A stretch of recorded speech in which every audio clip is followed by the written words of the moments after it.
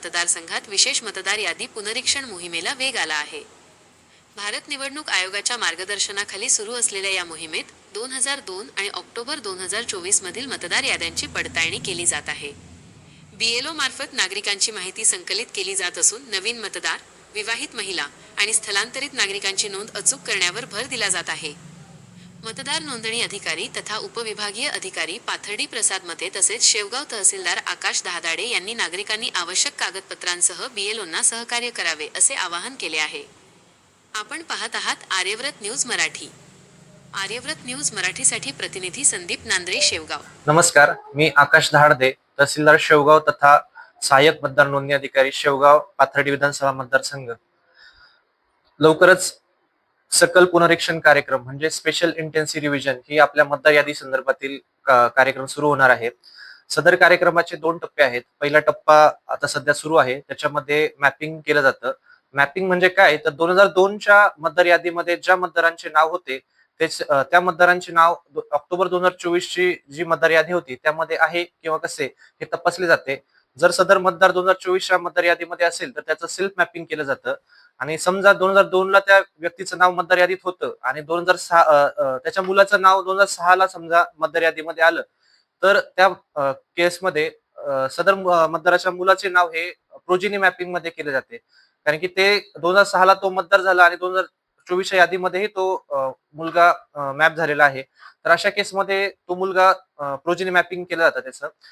आणि दुसरी एक कंडिशन असते, समजा सून जर इकडे लग्नानंतर आली, मात्र सुनेचे नाव 2002च्या मतदार यादीमध्ये नव्हते, मात्र ती कालांतराने मतदार यादीमध्ये आली आणि ऑक्टोबर 2024च्या मतदार यादीमध्ये जर ती सून असेल, तर या केसमध्ये आपण काय करतो, तर सुनेच्या वडिलांचं किंवा आईचं नाव तिच्या माहेरच्या ज्या मतदारसंघामध्ये होतं, मतदारसंघ आणि ज्या पार्टमध्ये होतं तिचे डिटेल्स आपण घेतो आणि इथल्या बीएलओला ते डिटेल्स प्रोव्हाइड केले जातात आणि तो बीएलओ अशा मतदाराचं प्रोजेनी मॅपिंग करतो. तर हा झाला पहिला टप्पा. याच्यामध्ये प्रत्येकदा सांगतो 2 हे असतील. एक सेल्फ मॅपिंग असेल, म्हणजे 2002च्या मतदार यादीमधील त्या मतदाराचं मॅपिंग, आणि 2002 नंतर जर त्याला अपत्य झाले असेल किंवा तो अपत्य मतदार झाला असेल तर त्याचं प्रोजेनी मॅपिंग. हा झाला पहिला टप्पा. तर या टप्प्यानंतर काय होईल, तर एकदा मॅपिंग झाल्यानंतर सेल्फ आणि प्रोजेनी, तर समजा 80% आपलं मॅपिंग झालं, तर 80% मॅपिंग नंतर 20% मतदार हे उरतात ज्यांचं मॅपिंग झालेलं नाहीये.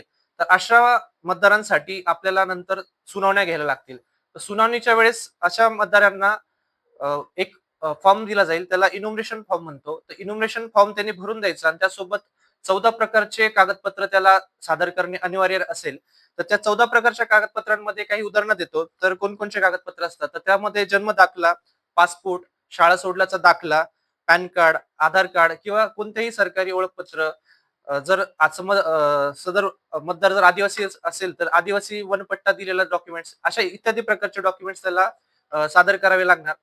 जर मतदार सदर फॉर्म आणि डॉक्युमेंट्स सादर करण्यात अपयशी ठरला, तर अशा मतदाराचं नाव हे आपली जी काही नंतर अंतिम मतदार यादी होणार आहे त्यामधून ते नाव डिलीट केलं जाईल आणि त्याला नंतर स्वतःला परत एकदा नव्याने रजिस्टर करावे लागेल.